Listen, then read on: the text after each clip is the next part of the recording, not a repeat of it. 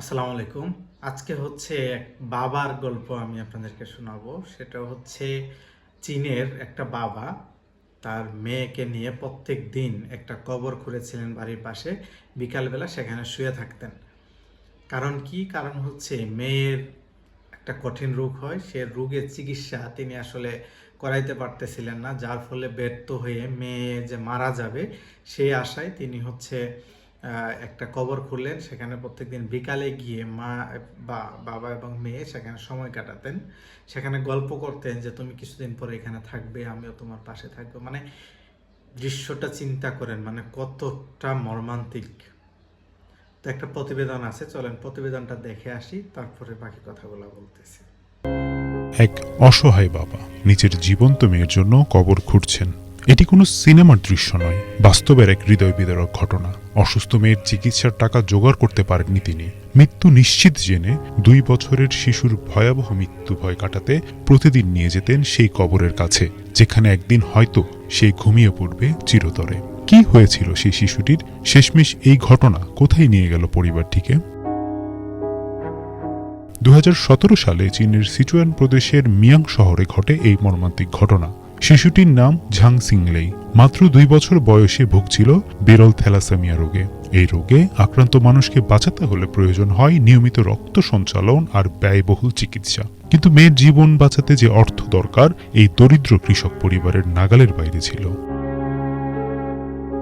Zhang Leong নামে এই অসহায় পিতা দিনে কাজ করতেন মাঠে, রাতের বেলায় অন্যের দোকানে ছোটখাটো কাজ করতেন, শুধু মেয়ের চিকিৎসা খরচ জোগাতে।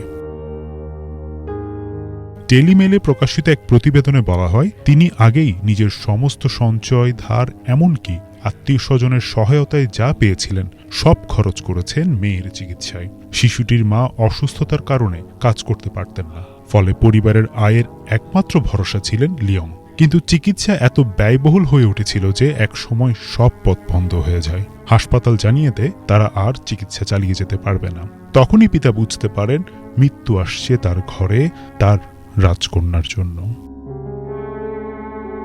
অসহায় লিয়াং তখন সিদ্ধান্ত নেন তিনি মেয়েকে ধীরে ধীরে মৃত্যুর সঙ্গে পরিচয় করাবেন, যেন মৃত্যু তার কাছে ভয় না হয়ে এক শান্ত বিশ্রামের জায়গা হয়ে ওঠে। তাই তিনি গ্রামের পাশে একটি ছোট্ট গর্ত খুঁড়েন, যেখানে প্রতিদিন বিকেলে মেয়েকে কোলে করে নিয়ে যেতেন বলে জানায় দ্য ইন্ডিপেন্ডেন্ট।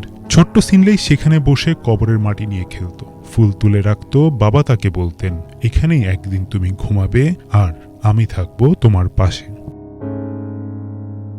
দ্য এশিয়ান প্যারেন্টের প্রতিবেদন অনুযায়ী স্থানীয় এক সাংবাদিক ঘটনাটি জানতে পেরে বাচ্চা ও তার বাবার ছবি ও গল্পটি প্রকাশ করেন। মুহূর্তে চীনের সামাজিক মাধ্যমে ছড়িয়ে পড়ে এই পিতার সংগ্রাম। লাখ লাখ মানুষ কেঁদেছিলেন ছবিটি দেখে, যেখানে দেখা যায় এক বাবা কবরের পাশে বসে মেয়েকে কোলে নিয়ে হাসছেন, অথচ চোখের কোণে অশ্রু লুকিয়ে রেখেছেন। দেশ জুড়ে উঠে সহানুভূতির ঝড়।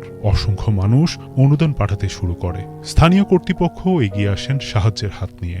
বিবিসি ও ডেইলি মেলে প্রকাশিত পরবর্তী রিপোর্টে জানা যায়, সংগ্রহিত অর্থে মেয়ের চিকিৎসা আবারও শুরু হয় এবং সে নিশ্চিত মৃত্যুর হাত থেকে বেঁচে যায়। ধীরে ধীরে তার শারীরিক অবস্থার উন্নতি হতে থাকে।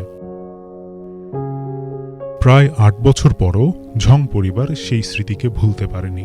স্থানীয় সংবাদ মাধ্যমে লিয়ং এক সাক্ষাৎকারে বলেন, যখন আমি মেয়েকে কবরে নিয়ে যেতাম প্রতিদিন মনে হতো হয়তো এটাই শেষ দিন। কিন্তু মানুষ যে কতটা দয়ালু হতে পারে তা তখন বুঝেছিলাম। বর্তমানে ঝাং সিংলেই নামের এই ছোট্ট মেয়েটি স্কুলে যায়, হাসে, খেলে, স্বপ্ন দেখে। এক পিতার অদম্য ভালোবাসা আর ত্যাগের এই গল্প শুধু চীনে নয়, গোটা পৃথিবীর সামনে উদাহরণ হয়ে থাকবে। বাবার ভালোবাসা আর মানুষের সাহায্যে কিভাবে নতুন জীবন পেয়েছিল সেই ছোট্ট শিশুটি। এখন দেখেন, এটা দিয়ে আসলে মানে অনলাইনটা, এই যে কন্টেন্ট ক্রিয়েটর যারা আছে তাদের জন্য অনেক অনেক দোয়া। কারণ হচ্ছে এদের জন্যই কিন্তু হচ্ছে এখন বাংলাদেশে বলেন সব জায়গাতেই অনেক অনেক মানুষ সহযোগিতা করতে পারতেছে এবং অনেকেই অনেক বড় বড় সমস্যা থেকে তারা সমাধান পাচ্ছে, পরিত্রাণ পাচ্ছে। সো আমরা যারা কন্টেন্ট ক্রিয়েটর আছি তারা আরও মানবিক হব, আরও মানবিক কাজ করব। তাহলে দেখা যাবে এই যে বাবা যারা আছে এই ধরনের অসহায়, যারা হচ্ছে চিকিৎসা করতে গিয়ে তাদের সর্বস্ব হারিয়ে ফেলেছেন, তাদের কমপক্ষে সহযোগিতা হবে। তাদের মনের যে একটা কষ্ট কমপক্ষে সেটা লাঘব হবে। আমরা সবাই মানবিক হওয়ার চেষ্টা করবো ইনশাআল্লাহ।